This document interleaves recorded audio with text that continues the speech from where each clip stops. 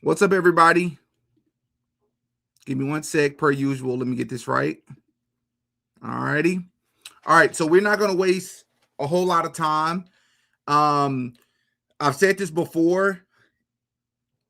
We want to exercise every angle as possible to try to figure out and get to the bottom of what's going on here, because I think most of us, if we're being objective and honest, can agree that no matter what it is that you believe or may have happened or may not have happened on September 10th, 2025, at the UVU campus, I think most of us can agree that there are a lot of unanswered questions and red flags, even following the Candace Owens, Erica Kirk private meeting that took place yesterday, or that she spoke about yesterday, that took place on the 15th. There is an investigative journalist that I have been privy of for maybe a couple of months now, and some of you all have been sending me his content. And there is a class action lawsuit that isn't, I don't believe, official. And I wanted to hear and learn more about this. And I want to specifically learn more about this with you all. All right. So I'm going to bring him onto the platform. Hit the like button on your way in, as always, and we can get right into it. Boom. Can you hear me? Can you see me? I can see you, DD, and I can hear you. All right, perfect, perfect.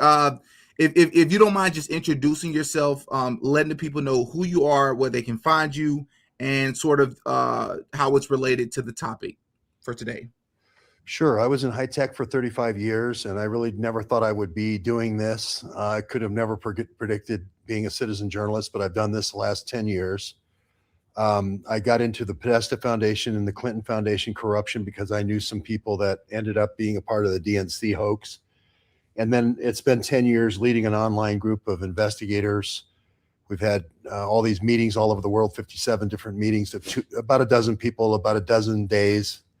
So it's been that kind of leading an online investigative group. And so bang, Charlie Kirk was killed. And so I spent about a month there after the killing and filmed everything, and then have spent 2 months socializing it with all these other investigators since then.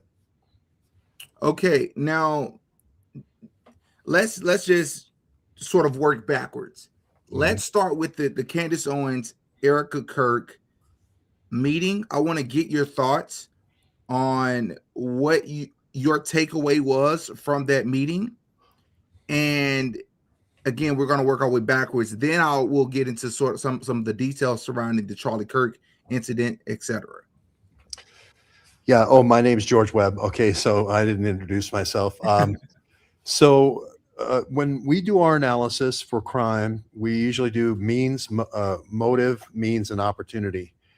And that is, we take the people. They have this thing that you see at CSI as a crime board, and Yeah. then you put up who has the strongest motive to kill the person. And if it's a husband and spouse situation, they typically look at the spouse, etc., which is amazing in this case because they never looked at Erica Kirk. But, which was normally would happen in any kind of normal investigation. Of course, she wasn't there, so she was ruled out. She didn't have the means. Okay, so that's the second test, and then the opportunity is, are you close enough, and did you have the gun, and all these things. So the number one motive for this, it came out very late, but we had been working with the DuPonts, and the DuPont family has been a part of war in America since the 1812s. I actually say it goes back to the Revolutionary War. The And there's punt. Do you mind spelling that for us? Sure, it's DUPONT. They're out of Delaware. This is where the planes are landing in Wilmington, right by the DuPont headquarters. So Pierre DuPont is the person supposedly that was the first person that was called by Justin Strife, the chief operating officer, which is unusual to call a billionaire donor. He's Pierre DuPont V. If you go back in his family tree, it's all the way back to the Louisiana Purchase. So it's a very famous family. It's a family that's been involved in Agent Orange, been involved in bioweapons, World War I, the Manhattan Project for the atomic bomb in World War II. So they've been a part of the military-industrial complex for a long time. And to have, there's a shooting and I'm the number 2 guy who just got put in charge of Doge. And the first call that I make is not toward my mom or my wife or Charlie Kirk's, Erica's, none of those calls. He calls Pierre DuPont. Now, this is reported by Candace Owens. All right. So that's the first step, is kind of in our process. And then we look through it and say, well, that's the first thing we want to look at. And as far as your question is what didn't happen at the meeting, Justin Stripe was there at the meeting in Franklin with Erica Kirk and with Candace, and that never came up apparently. To me, that's the most important question: is how long did you know this guy? What prompted you to make that phone call as the first phone call? How many donor events has he been to? How much does he donate per year? That's the type of thing. So that's the first big thing I would say that didn't happen at the meeting, and it didn't happen today. I thought it would happen today. You should talk about it. It didn't happen today.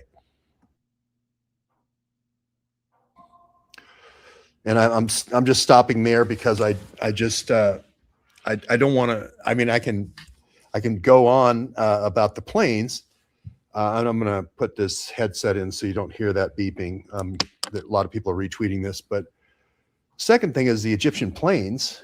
It's very odd for foreign military planes to be following.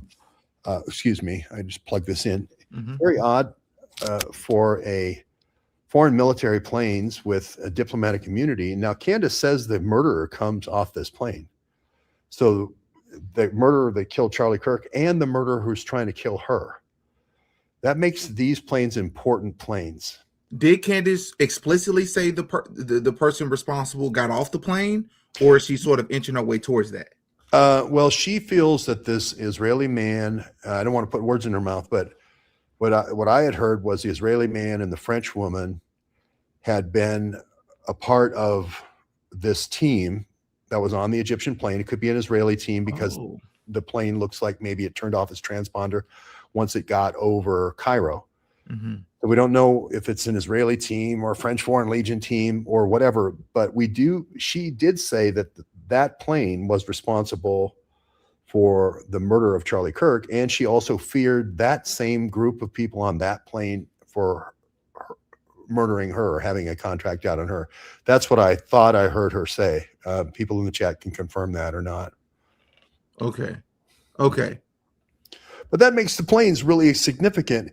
And if the planes followed you, like it's a foreign plane, remember, and it's diplomatic immunity, and that means they can turn off their transponder, and it has the president of Egypt on it, and it has the king of Saudi Arabia on it at one point. This is not a plane that's insignificant. The plane has top trade representatives of Egypt on it, meaning it can come and go in the United States without being searched.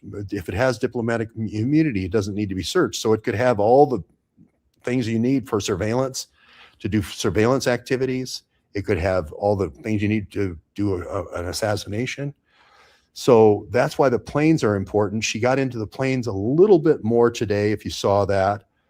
I didn't see the whole thing, but it looks like she's delving into the planes a little bit more. So that's the A is DuPont, Pierre DuPont, the motive. And then B for me is the planes. And then I'll get into C after we talk about that a little bit. Okay. Let me just say for the record, you may be absolutely right. From my takeaway, I don't know if I saw, and it is very possible that I may have just missed this connection. I do remember her talking about this small team, one involving an Israeli man, but I don't ever remember her connecting that to these people being on those specific Egyptian planes. Maybe she has, and I just may have missed it. But I do want to state that for the record. And I'm a little bit fuzzy on that too. If it would be good to have Candace reiterate that, because I'm not exactly sure either. That's a good proviso. Good. Yeah. Okay. For sure. Okay. So all right. Charlie Kirk, September 10th, because we have about maybe 45 minutes to an hour. I don't have a whole lot of time, but I think that's more than enough time to get the message, sort of the work that you're doing out in a convenient manner or an efficient manner. September 10th happens. When is it for you, Mr. Webb, Mr. George? What do you prefer? prefer? George is fine. George. Okay. George, at what point do you start to suspect that something's off? Is it the same day? Is it a week later? When was it for you? About an hour afterward. We had already been doing a lot of work in St. George. We published a film from St. George. We said, there's the airport. There's the place where they're running game, let's just say running game covert in St. George. We published that. It's still out there on Twitter. You can check it. So we thought something was off from day one. It wasn't necessarily the shooter and the 30-06 bullet and all that stuff. That came later, but it was just the what we call the rabbits. There was the white rabbit is usually something that you have to chase to send people off in the wrong direction. And George Zinn pulling his pants down and so forth seemed like a white rabbit. Right off that, I said, oh, military operation here. This is a white rabbit operation. There was another person who put a gun on their dash cam in downtown Provo. Nobody usually, after an assassination, drives with a gun on their thing. It turned out to be a pellet gun, but that was the second white rabbit. So right off the bat, I said, oops, I'm going to, we're going to St. George, because that's where we thought that the assassination team was. Turned out we were right. We were in St. George before Kash Patel. The next day, right, Kash Patel was saying, we have no idea who the killer is. And the admission of guilt or whatever, Tyler turning himself in, happened late that night. And you can check it on the video. We have a video saying the airport's over there. We expect him to come back by an airplane. And there is the office of the Fed office. And he's got to come through here somewhere, right on the turnaround in St. George. So I'm just saying, we expected, if it was a federal operation, that it would be out of this team out of St. George that did it. Saying within an hour is crazy. I wasn't expecting that. Same day. Wow. Okay. I've heard you since say, I was watching your live, I believe. I caught a little bit of your live earlier today, and correct me if I'm right or not about this. Either the number one or arguably the number one most important thing that people should be focusing on is one word, 4 letters, Doge. Explain to the people, because Candace said earlier in her live that she believes that it's Egyptian planes. That is not her way of saying that other things aren't important as they are. Do you believe that Doge is sort of equally as important or more important than the Egyptian planes? And explain to the audience why you feel the way that you do. It's because of the why. Why did they kill Charlie Kirk? Charlie Kirk wanted to do the Doge audit, which you remember with Elon Musk has these savants come in and they find everything that people couldn't find for 10 years, and they find it all in 2 weeks, right? Because they're using AI and so forth. So my point is that Doge audit would have found the irregularities that Wolves and Finance and some of these other people are finding now after reviewing the balance sheets of TPUSA. So that's the thing they feared. That's the thing in Long Island that they said, my dogs are going crazy in the background. Hey, quiet. That's the thing that they were. You mean the dogs that look like the Dogecoins? It's the Dogecoin dog. Look at him. Come here. Come here, Doge. There he is. He looks literally like the Dogecoin. I call him Doge. I call him Doge 1 and Doge 2. Doge 1, Doge 2, sit down. Yeah.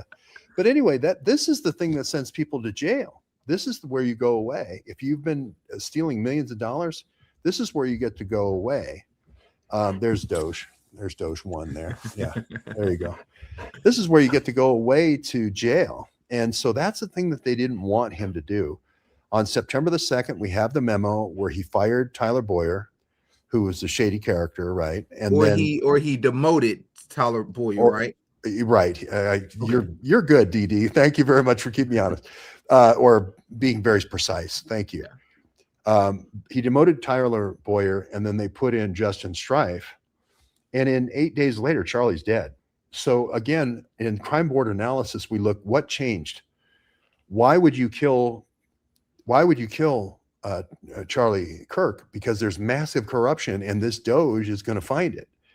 And if they even offered him supposedly money from Bibi Netanyahu, and then this DuPont offers him supposedly $1 billion stock deal. What? To just, yeah. Where did you get that information from? Candace Owen. Oh, I didn't catch that. Candace Owen. Yeah, Candace Owen says this thing is going to be $1 billion stock deal. It's a massive deal that Pierre DuPont offered her, and people in the chat can confirm this. It was going to be this fantastic deal, an offer he can't refuse, but no Doge. And Charlie says, no, I'm going ahead with Doge, and I'm going to demote Tyler Boyer, and then I'm going to put in Justin Strife. Now, Justin Strife was in that meeting yesterday in Nashville.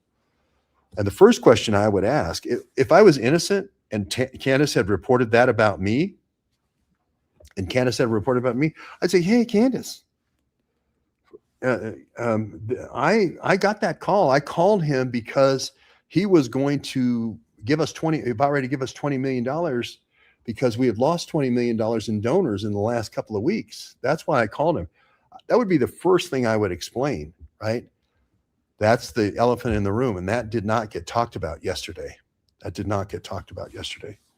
So, And Candace Owens since confirmed, she actually, after her live yesterday on YouTube, she went live on Instagram Live and said, that apparently Tyler Boyer and TPUSA pretty much owned, I guess Tyler Boyer wasn't there in person from my understanding, but Erica Kirk, TPUSA, owned the fact that Tyler Boyer actually wasn't being honest when they originally stated Doge audits is something that they had done annually for an extended X period of time. And she said that this was something that they actually backtracked and said that actually wasn't accurate. They've done other types of audits, but not what they call a forensic audit. Right. And that Doge didn't exist, if you remember, before this year. Right. Vivek Ramaswamy and Elon Musk. Yeah. So that didn't even exist. So they couldn't have done a Doge audit. What they said was they did their regular audit with their regular auditor. And, with Enron got real cozy with Arthur Andersen and ended up taking down the whole accounting firm because they just, rubber stamped the financial statements every year. So Doge was different. Doge was going to be an independent audit.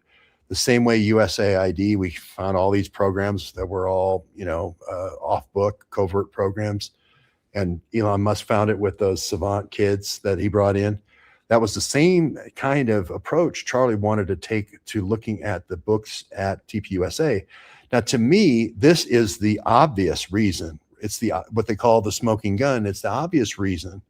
The first reason you would look at is when there's malfeasance all over the place in the organization, and the top guy doesn't know about it, and he's going to do an investigation, and you're going to jail if that Doge computer comes in the door, and a whole bunch of people may be going to jail. If somebody is killed right after that, that's the first thing you look to as the smoking gun, as the motive, and no one's done that, right? Justin Strife is the guy who was put in that position after Charlie Kirk demoted Tyler Boyer. So the first person who would be questioned about that would be Justin Strife. Right. And if the first person he called was Pierre DuPont, now I really want to know about that conversation. What did you talk about? Right? Because that there's a Doge audit. You just offered him a $1 billion deal. Why? And now all of a sudden he doesn't take the $1 billion deal, and now he's dead. I mean, it just looks like a mafia ultimatum. Yeah, well, somebody pushed back just a little bit, and I want you to answer this. They say, not that one. Okay, so wait. He says it was a Fed operation, but yet now it's because of Doge. Which is it? So I guess that's another way of asking, what would the Feds care about? I have a theory about to answer that question myself, but I'd love to hear what George would say. What reason would the Feds care about a Doge audit? It's the Feds. Well, I'm not saying the Feds did it. I'm saying that I'm just saying how we would investigate it if it was a crime board. You put the motives at the top, which is, okay, one motive is jealousy, like, with lovers or whatever, that sort of thing. That's not this case. In a corporate environment where there's a corporate murder and it's a corporate setting, if somebody is about ready to do a big investigation, and they change so much so, and they're so stuck on moving ahead, and the person who's running the accounting won't go ahead with the thing, so much so that you say, well, we're going to demote you and bring somebody else in there. You can see that it's already a point of great internal conflict, because somebody's lost their job over saying, I don't want to do Doge. You can already see, if it was an easy thing to say, oh, we'll run Doge, I'd say, okay, run Doge. You don't have to fire me. Well, let's run Doge, or you don't have to demote me. Right. So there's already internal tension over this. And then the person they bring in also arranges, Justin Strife, this meeting out of nowhere in 8 days. He's only in that job 8 days. And he brings in Pierre DuPont to offer a $1 billion deal to Charlie Kirk in only 8 days. That's pretty amazing to me. And then that's the first person he calls when Charlie Kirk is dead. To me, the smoking gun leads to Pierre DuPont. It leads to Justin Strife. So other people say, well, Charlie was against Israel. I agree with that.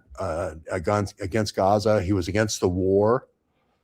He was starting to talk about defunding the Ukraine war. That's a potential motive, and the DuPonts benefit by that. There's Israeli contractors, Eric Kirk's parents, both involved with Golden Dome and missiles. So it could be that they want to supply the Ukraine war. That's a potential motive. I agree with that. But my point is the thing you go to is the thing you have the hard evidence. You have the hard memo from Charlie saying, we're going to do Doge, hook or by crook. And so if I had to say one word, it's Doge. Now, if I had to say who killed who, that's the why in the 5 W's. And if I had to say who, I would start with the plane that Candace says the assassin came from, right? It seems like just the metadata with these 73 flights and following Charlie, what she says is 27 times, it seems like they're following Charlie around. And the first time he talks against the Ukraine war, or the first time he talks against Gaza, something like that, that's when they want to silence him. It seems like they're tailing him without telling him. And that seems, and then he's assassinated. So I'm saying, well, put the 2 and 2 together. Maybe they're tailing him. So if he ever talks against the Ukraine war, they silence him. And now it's been since confirmed. I think it's safe to say that it's been confirmed that Candace Owens said that apparently some message from, I want to make sure I got his name right, because I know somebody's going to fact check me. His name is Dan Flood. Dan Flood apparently received a message from Charlie Kirk the day before saying that they're going to take me out. Now, Erica since came out and said, I have his phone. He did not send that message to anyone. Candace said when they met up a couple of days ago, Erica had since found messages that Charlie had been sending, I guess through Telegram or other forms of communication or apps within his device, his phone device. So it's now been confirmed, even from Erica's side, that he did send this message. However, Candace said that they asked her, Candace, do you have a copy of those messages? Candace said no. And it was only until after Candace said no that, according to what Candace said, then they said, okay, well, we can confirm that Charlie did send these messages to Dan Flood, and I believe to Andrew Colvert as well. But he specifically said that he was in fear of the left taking him out. But they only say this after Candace confirmed that she didn't have a copy of the messages. So did Charlie actually say that that's who he feared would take him out? And my question would be, why would he fear the left will be taking him out at this time? He's been public speaking at college campuses for years. What's so unique about the following day? That makes no sense to me. I think he had a similar argument with Pierre DuPont and Justin Strife like he had on Long Island with Ackman and Shillman. I'll show you the message that Candace sent to me, okay? I didn't reach out to Candace. Candace sent to me, okay? I don't know if you can read that or not. I'm now new to the DuPont thing. Would love for you to give me a rundown on everything you if you can spare some time to speak this weekend. It was Pierre DuPont. TPUSA had billions on the line with yeah. So that's not me saying this. That's Candace Owens on her Twitter sending me that message. Okay. So she thinks it's a motive, and we've never gotten to talk about that motive. We were ready to go I was ready to go to Franklin to talk to her about it. We had the car ready to go. We're all of our teams ready to go. And then the English guy, Russell Brand, flew in and did a crazy interview where he, had his shirt down to his ankles and didn't talk about the case at all. Didn't talk about the case at all. And then he posted it to his YouTube channel. I saw that. Yeah. And he's then sitting there like all chest out. I'm like, come on, man. Man. And it's in his house with the husband and the kids, and I don't know. Anyway, so and then the second thing that happened, that's ringing. The second thing that wait, but before you continue, because Russell Brand interviewed with Candace, did Candace counsel on you? Did you not go to Franklin or Nashville? We didn't go to Franklin because Russell Brand came in the middle, and then this Fort Huachuca thing happened on Tuesday. So we didn't go. I was there going to be ready to go the whole week. And this thing with Fort Huachuca happened on Tuesday. And she talked about Fort Huachuca again today, which is this intelligence base near the border in Arizona.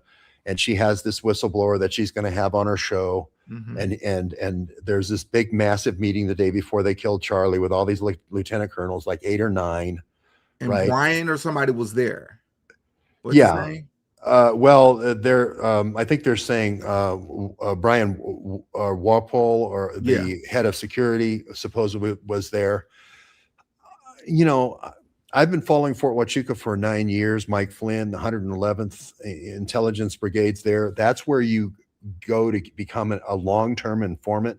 If the FBI wants you to be a long-term informant, especially around the area of defense systems, they make you a DIA informant at Fort Huachuca, the 111th. They give you encrypted phone, encrypted communications. That's where we have traced a lot of informants. So I'm just saying, you're allowed to lie at Fort Huachuca. I'm allowed to present to you a fake whistleblower legally, right? I can present a fake whistleblower to you legally, and I'm just worried that Candace is sort of going down that track. I don't want to stop her from going down that track. You're afraid that someone is intentionally giving her false information? Yeah, I am. But I'm 50-50. I mean, if she finds something, great. That's all well and good.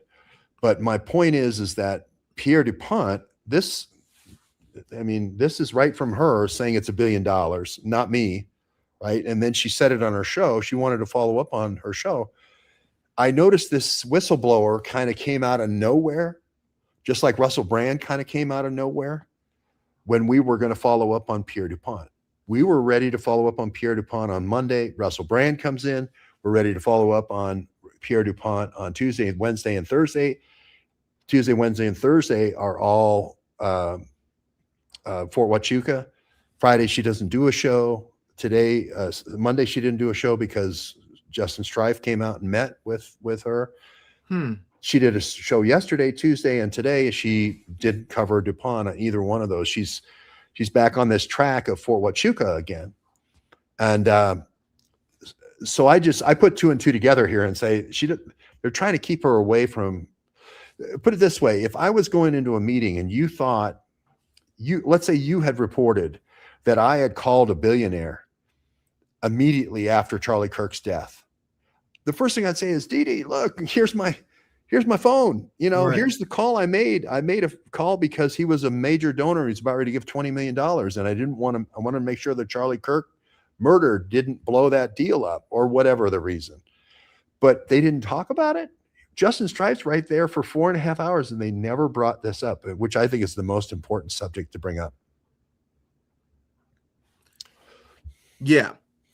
And by default, if you're stating all of this, including the fact that immediately you were suspicious, an hour after the fact that this could be a federal operation, the Tyler Robinson angle, Which angle? I'm sorry. the Tyler Robinson angle. What do you? Oh, How would you explain your take on what's going on here? Like, obviously, many people believe that this is a patsy. How do you get a patsy to go along with this? Framing him, did he play a role? Do you think he had nothing to do with it? well, I went to all the universities where he was associated on campus with this group named Armed Queers, which I think is the group that it did the murder. Armed Queers, run by this Ermaya gal. It was based at the University of Utah in Salt Lake City. I went to Utah State, where in Logan, where he was a member of Air Force ROTC. I went to UVU, where there's strong Air Force ROTC. I went to St. George, if you remember, where he was doing supposedly learning how to wire doorbells at Dixie Right. Tech.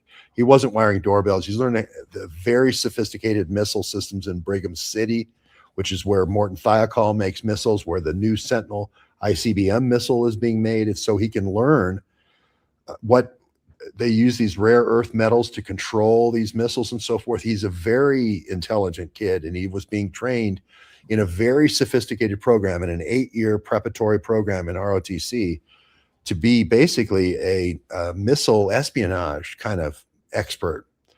And so the story everybody has about Tyler Robinson is wrong. And they haven't looked at his ROTC background. Later, it came out that the people that did all the filming that the FBI is relying on are all ROTC photographers. All the filming, you mean like filming the shoot on the roof and Yep. things of Yep. that sort? Yep, the filming of the shooting on the roof where the guy jumps off and does the combat role, that's an ROTC photographer. The only two pieces of film we have. The other one up the guy in Black Bloc, right, with the shorter gun, that's the ROTC shooting instructor. So the only film, we don't have any FBI film. We don't have any, I tried to get FOIA, the UVU film. We don't have any of the surveillance film from UVU, right? None. We only have 2 pieces of film provided by ROTC. ROTC. And are you saying that Tyler was affiliated with these people? Yes. No way. Yes, he's a member of the ROTC. The ROTC building is the key spot, right next to the tunnel where we saw the people getting pictured in the tunnel. It's right next to where the parking garage is. I filmed it. It's right there. The reason why they made sure that the pictures were of other people is to get the ROTC out of this story. The one picture wasn't Tyler. It was a guy named Robbie Hild, who was also in ROTC at that campus, at BYU, excuse me. There was another guy named Truman Van Cott who took him there before the shooting. Are you talking about the picture of the guy in the stairwell with the black shirt? Yes. Mm-hmm. You know what the guy's name is? Robbie Hild. And Candace again reported that. Hild. Is that the one from Austria? Germany. Yeah, I think he's from Germany, or maybe he's from Austria, but he's a German-speaking country. He was the goalie at BYU. I went to because he was into what is it called? Lacrosse. What is it? Lacrosse.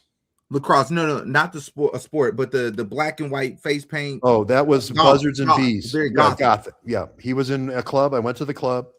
It was the Buzzards and Bees Society. It was a military program using young men to try to compromise older men in the missile and space and defense business in Utah. You went there yourself, and you confirmed. I didn't go to the party. I didn't go to the party. I went to the club. I went to the club to confirm where the club was. And so what I'm saying, and then in Provo, they had that club, and they had goth parties where very young men were meeting very old men. And the people that were invited to those goth parties, Buzzards and Bees, the Bees were the young guys and some girls, and then the older Buzzards were the old guys. Those were guys in missile and space defense in Utah. And I went to Space Dynamics at Utah State University in Logan. I went to Hill Air Force Base, where ICBMs are. I went to Brigham City where the Sentinel missiles are, and I followed up on all the people that got invited to these parties. And these people were in missile and space defense that were getting invited to these parties with these young guys.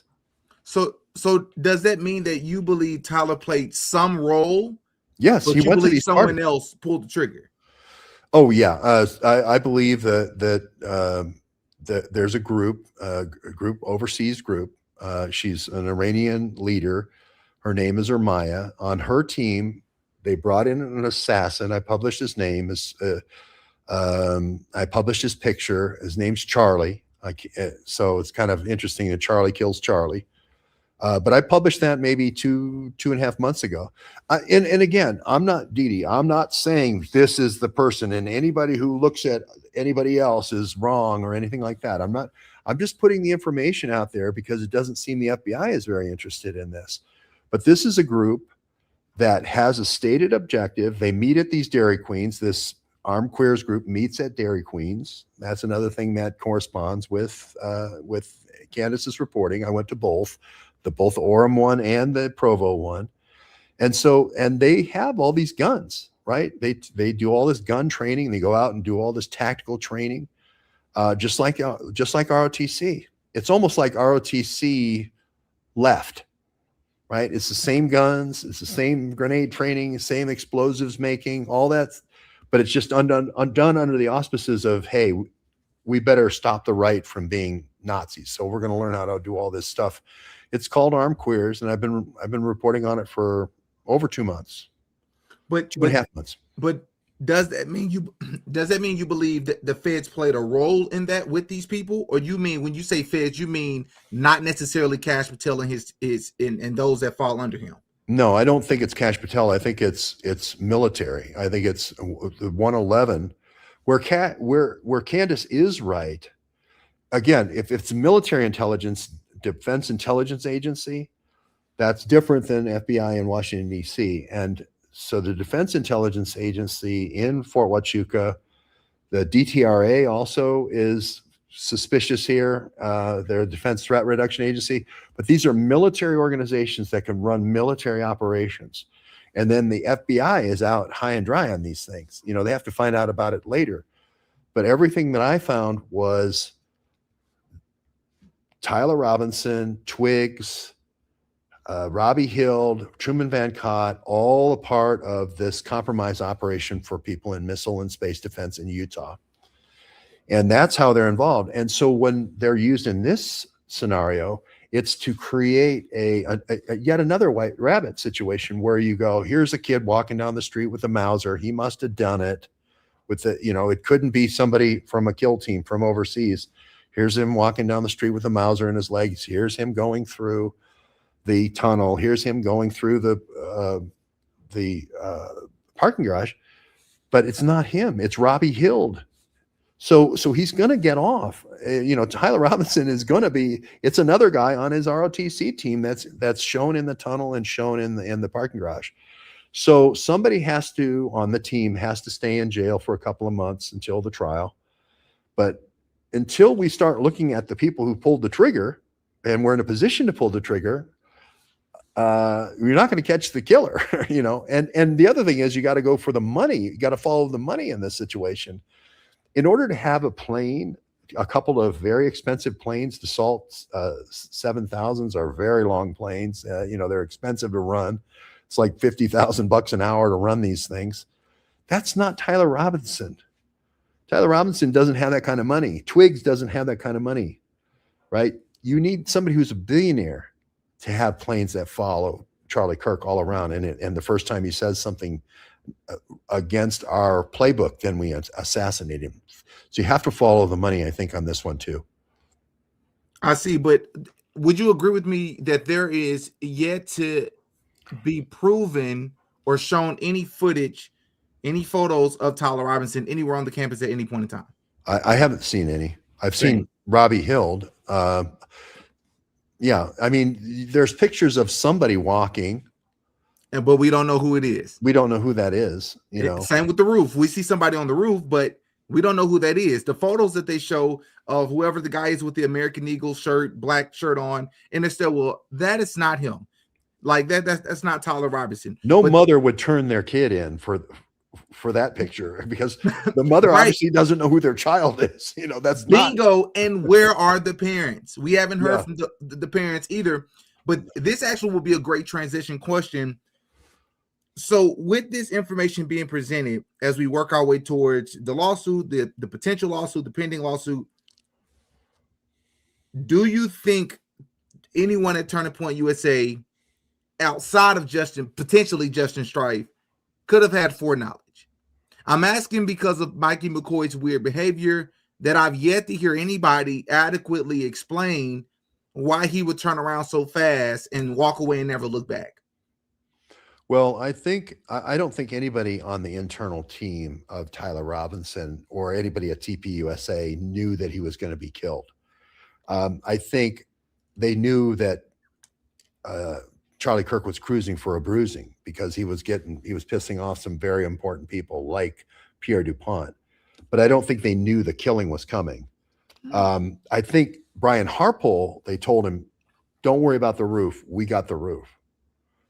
And so Harpole didn't cover the roof, but to leave the roof open after Trump got shot at 14 months earlier is just inexcusable. And the same thing happened with Trump, where there was someone recording the Crooks guy climbing the roof, and they was like, look. And then the police officers was ignoring them. Yeah, it's Henry literally Dimmick. the same script. Yeah, exactly. There was no way if somebody told you, if you told me, if I was your security guy and you told me, I think they're going to kill me tomorrow, right? And you sent me that message and I was Dan Flood, or you sent me that message and I was Brian Harpole, I would be damn sure to have a sniper up there watching from the highest point all around. So that could not happen. Right. So somebody told him to stand down. No, I think what happened was they told Harpole, don't worry about the roof. That's not your job. Right. And stand down. Right. And then that created the opening. But it's a military hit, not Kash Patel. He's chasing a military operation. And so he's going to have to deal with this. I guess they're going to fire Bongino and bring in somebody else. But are they going to fire Bongino or is he stepping down? Okay, whatever. I mean, I'm asking because that's kind of important. I haven't heard the story. I just heard Candace mention it for the first time. So I'm curious if they're firing him. That's interesting. If he's stepping down, it's interesting for two different reasons. I think they're going to say he's stepping down because he can do more from behind the microphone than he can, in the Washington D.C. matrix. I don't think I was against Dan Bongino from the very beginning. I think they should hire Robin Gritz, who had 20 years at the FBI and is just a stellar agent. And so I couldn't believe they hired Bongino, who really was just a security, a Secret Service person for Hillary Clinton. He opened and closed doors for Hillary Clinton. That's his only qualifications. So I think he's going to go back to doing what he does best is podcasting. For sure. Okay. So the title of this video, the reason why a lot of people are here, this class action lawsuit, does it exist? Does it not exist? Can you explain to us what's going on with that? What you sent to Mikey McCoy, TPUSA, and just give us the rundown on what that's about. Okay, I've done 2 class actions before, and I'm not a lawyer, so when it comes to actually appearing in court for the first day, you have to swear in an attorney that day on your first day of court, and that's called pro hac vice. And I did that with the Podesta Group, and I did that with the Clinton Foundation. I've done 2 other class actions. Both of them got to the point where almost going to trial, the Podesta Group folded, and the Clinton Foundation disbanded pretty much. I mean, they stopped operations.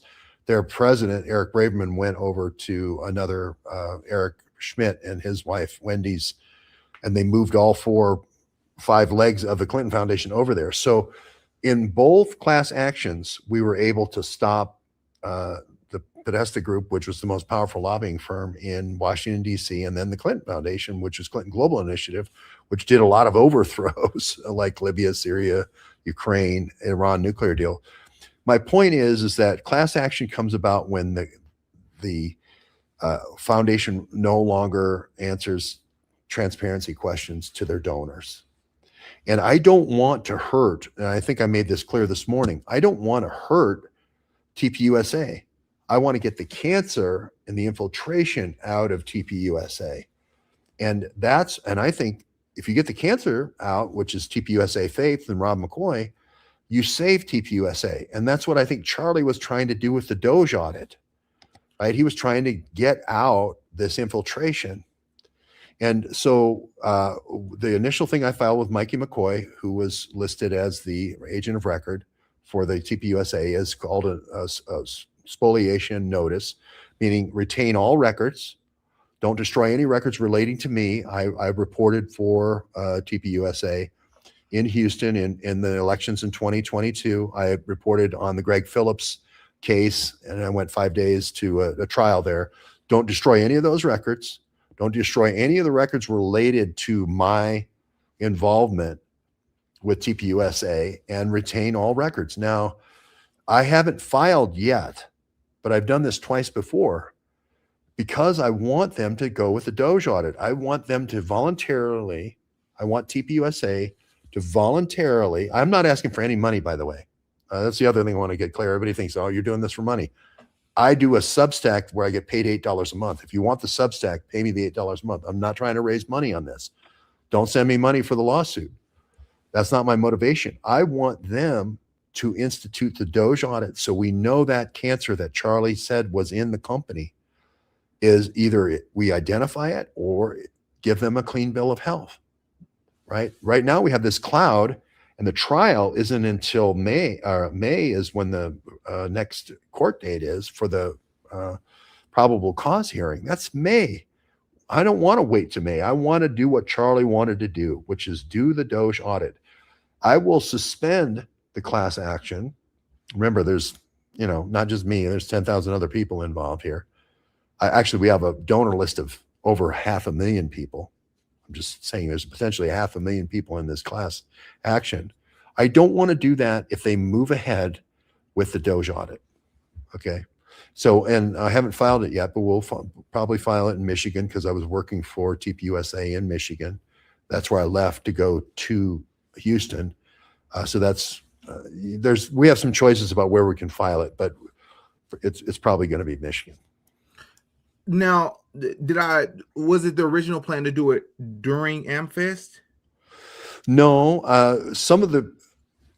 I'm not trying to, I just want people to raise the question of, if Charlie thought it was a good idea and then he was killed, doesn't that still make it a good idea? Is it a bad idea now because Charlie was killed? Because if they killed Charlie because he wanted the Doge audit, then I would want the Doge audit twice as bad.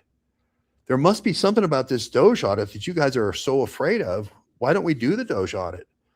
So I've been talking, trying to get them to do the Doge audit for 3 months. I went there for a month in Utah, and now 2 months talking about, please do the Doge audit. And now we're at AmFest. And this is a place where they should be talking about this internally, right? So I'm publicizing. The reason why I publicized it now is so that at AmFest, they'll talk about it. Because wouldn't you, let's say you were joining this new organization because Charlie Kirk got killed and you knew Charlie wanted the Doge audit. Wouldn't you want to just kind of just get that cloud out of here and get a clean bill of health and go, no, I'm in a good organization. There's nothing to hide here. So that's why we did it, because there's a whole bunch of new people coming. There's 9,000 new chapters. There's a whole bunch of new people, and I don't want to see them get sucked in like Charlie and then all of a sudden find out they've been involved in some kind of money laundering operation. Yeah, and when you speak about wanting to take out the cancer, I totally understand that. But you mentioned TPUS Faith. I think most people that I've listened to, I think we all collectively agree that Rob McCoy is untrustworthy. He's been caught in multiple lies. But apparently, according to Candace, as of yesterday, Rob McCoy doesn't even work for TPUSA. Right. Which was crazy to hear. I didn't know that. Well, and he was the one who changed the website to say he worked for TPUSA Faith the day after Charlie was killed. That's always a little crazy. If you don't work for him, why are you changing the website to say that you run their pastor? They have a pastor outreach program and a youth program. So why are you saying you run the pastor program if you don't work there? I think that what they've done is gotten rid of him so they could destroy all the records involved with him. Because basically the pastor infiltration program of 1,000 churches was run by Rob McCoy. But I didn't serve Rob McCoy. I served Mikey McCoy, and we're going to send the certified letters to all the board members. But I have recommended, if you don't get sufficient answers and you're a new recruit at AmFest and they go for these young kids that are in college, and then they send them off to Washington, and they want them to be spies when they become pages and legislative assistants when they get in these parties, when they get to Washington. If they don't give you those answers, stand up in the middle of the awards banquet and say, I'm not getting the answers I need, right? I'm uncomfortable. We should do a Doge audit. Just stand up in the middle of the awards banquet and say, we should do Doge, because they should do Doge. Charlie thought it was a good idea 3 months ago, and I still think it's a great idea. What do they have to fear? If the books are as clean as they say they are, why not just run the thing? Why not just run it? I don't want to hurt. People think, oh, George is wanting to hurt TPUSA. I don't want to hurt TPUSA. I want to heal TPUSA. Heal. Yeah. I think I'm a bit more skeptical, or at least my takeaway from listening to you is I'm a little bit more skeptical and side-eyeing some of those that are at TPUSA that are not named Justin Strife. Mikey McCoy's turnaround timing is beyond wild to me. Like, you don't have to be a superhero. You don't have to run towards Charlie. Scream, be shocked, something, duck, run. He was calm. He turned around. He never dialed anything. He put the phone up to his ear. And I'm sharing it again to say, I would be surprised if you ever hear a response from Mikey McCoy to this. I can't pronounce the word, but the warning that you sent him. Right. Oh, I sent him a spoliation notice, but that's just retain all records. Don't destroy my records for my Houston reporting with Charlie. And Charlie was good enough to have me on the show. There was 3 different stories I was covering there, and he only had me on for the Greg Phillips story, but I was covering 3 different stories. The immigrant. You've been on the Charlie Kirk show? Yeah, I was. That's what you're saying. Now it clicks. Oh, yeah. I didn't know that. Yeah, I was on the Charlie Kirk show in November of 2022. I covered the Greg Phillips trial. I covered the elections in Houston, and I also covered the migrant village that they had. And I can't remember the name of the migrant village right now, but it was just north. It was in the kind of the south area of South Houston that I went up there, and I kind of find out it was kind of a non-story. So it didn't go anywhere. But Charlie had me on for the Greg Phillips thing, which was him in his trial. I was there 5 days. So I just don't want them to destroy those records. I want to say, hey, wait a minute. I have standing here. I gave money. I donated. I flew down there. That was a donation. 5 days of hotel donation. All my meals was a donation. So I have standing here. So I just want to see TPUSA be on the same path that Charlie Kirk put it on and Candace put it on, which was about the First Amendment, the Second Amendment, the Constitution, the Bill of Rights, the Declaration of Independence, and then the founding documents in England also. And I'm talking to John Mapen, who talked to them a lot about the Magna Carta and the Bill of Rights in England before we inherited that. That was the way it was going. It was about protecting free speech and the right to assemble and the free press and free speech. It turned into, after Rob McCoy got in there with the TPUSA faith, it started turning toward, well, we need to rebuild the Third Temple in Israel. Here's all the ways that Christianity is really Israeli, Shabbat Shalom, all this Israeli stuff, and I'm like, that's not what Candace and Charlie started it out to do. But there was all this money coming from Israel that caused it to turn that way. And I just want to see it go back on the original track, which was First Amendment, and that's my And that's my only interest in this. For sure. It'll be very interesting to see how that plays out. Thank you for sharing. My last question for you is Trump. Take it as far as you like, go as broad as you like, keep it as specific as you'd like. I'm curious your thoughts around Trump this second time around in the White House, and specifically as it relates to this whole Charlie Kirk incident, how he sort of, in my opinion, fumbled the ball, much like the Epstein situation. He seems extremely disinterested. He seemed that way from the get-go for me. What are your thoughts around that? I agree with you. Unbelievable. This is why you have an FBI director. This is why you have Tulsi Gabbard. Tulsi Gabbard tried to step in because there was the foreign planes, and she was told to step out by the feds, which she was stiff-armed. I think the change with Dan Bongino, I think, is going to be showing more interest in Charlie Kirk. Really? Yes. I think the new deputy, whoever the new deputy is going to be put in charge of a task force to get to the bottom of the Charlie Kirk case, because the public just doesn't believe. They have to name the task force. And I think Trump's going to talk about something else tonight. I think he's going to talk about ground operations in Venezuela. But I also think as a part of that, he's going to talk about a task force being set up to get to the bottom of the Charlie Kirk murder. We had one for Kennedy, if you remember. It was just 20 years later, or 15 years later. I think that's what he's going to name tonight. And there was supposed to be a transparency group inside the Congress, if you remember, right, with Luna and all them. They kind of lost their way and forgot the Epstein files were important. So I think there's this, Trump realizes there's this credibility gap, like you're saying. And I think Trump is going to try to close that gap. And that's not the major story tonight. I think the big story tonight is Venezuela, but that's the secondary thing he's going to be announcing in the next week. That's interesting. Well, thank you. I appreciate that. Thank you for giving me your time. I probably got another 5 minutes. George, we got to have you on again, especially as this if the lawsuit progresses, I'll be keeping my eye on that as well, and definitely want to. I'm super curious to see what this guy is going to say later this week on Candace's show about what he witnessed. Because I think it'll add a little bit more credibility to what she's been saying, because many people just, they've said that she's been making this stuff up.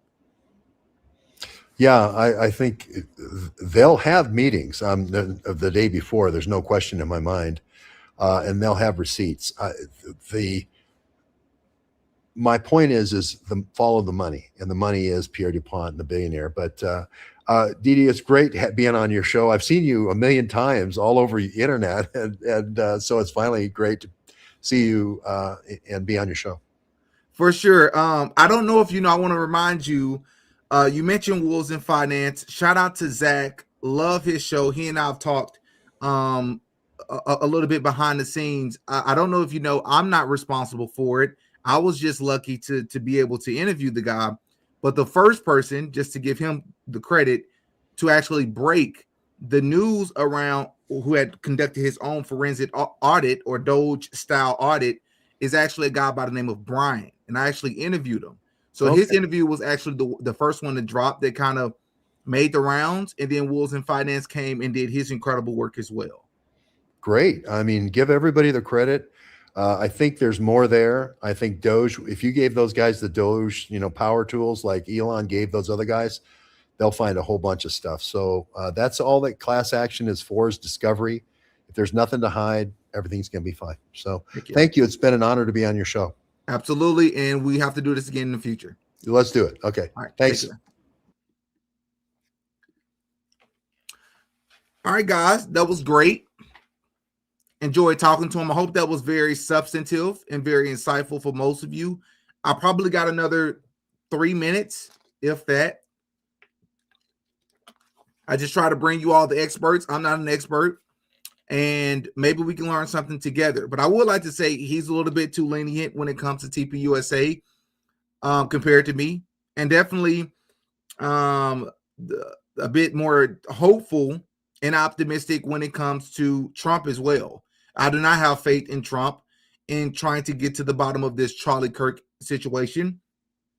I don't have evidence that Trump knew about it, but I would say that his behavior is indicative of someone who has far more important things to be concerned about, other than the arguably the most publicized pow-powing or alleged pow-powing in America since JFK.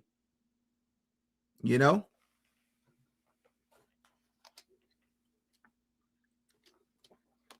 I love y'all, man. Thank you for supporting. Let me hit the like button on your way in, please. Shout out to Daily Dose. Thank you so much for the $5 super chat. We here for you, Didi, bright young man. Thank you so much. I appreciate it. Mickey, what up, Mickey? I'll be picking up my kiddos just before you go live, but I wanted to leave a little something for the best podcast in the business. Wow, man. I appreciate that. Thank you. We all freaking love you, bro. Thank you, bro. Mickey been spoiling me, man. Like, I'm blessed. I'm truly blessed. Shout out to T Hood the Scholar. What's up, man? So thank you so much for the $10 super chat. So thrilled to see George Webb and Didi. This makes my heart so happy. I recently found both of you gems since 910, and you both are truly doing the Lord's work. God bless you, gentlemen. Amen. Shout out to you all. Shout out to you, T Hood the Scholar. And for those of you, just as a reminder, that gentleman's name is George Webb, the investigative journalist. You can find him on Twitter or X, and you can find him here on YouTube. He has a pretty large following as well.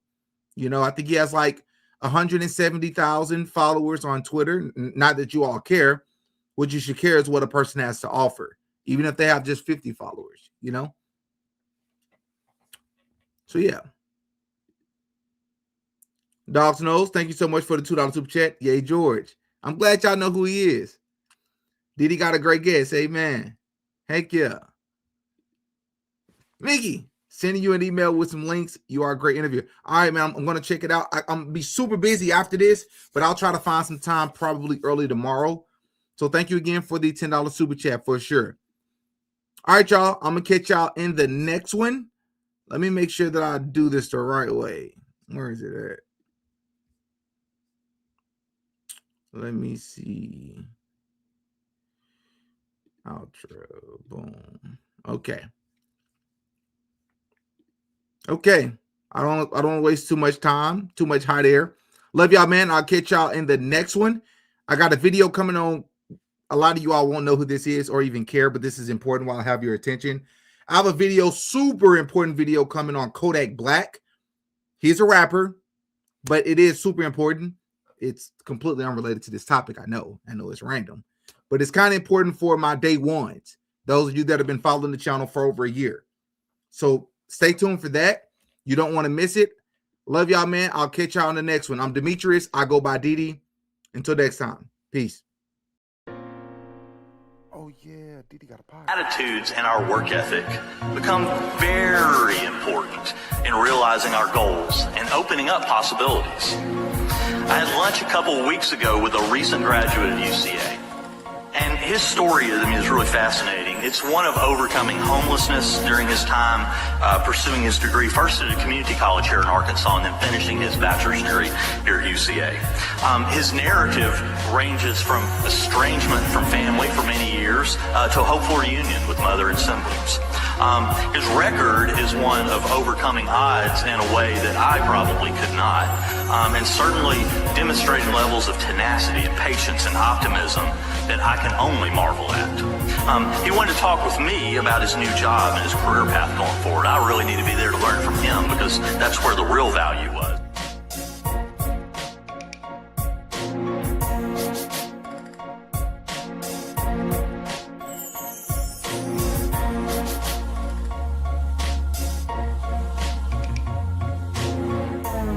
Everything I say in this video is alleged. Allegedly.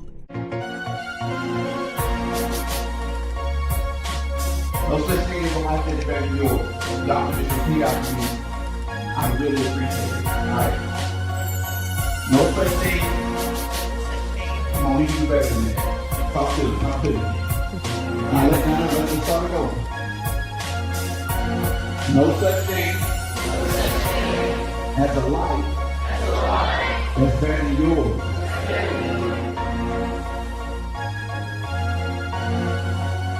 You're worse than the rich white people or the rich white Jews that own these record labels, because they don't even understand these populations. You have a lot closer relationship to these people, and you're leading them to hellfire. You are leading them in the wrong direction in the name of getting rich and famous. How dare you?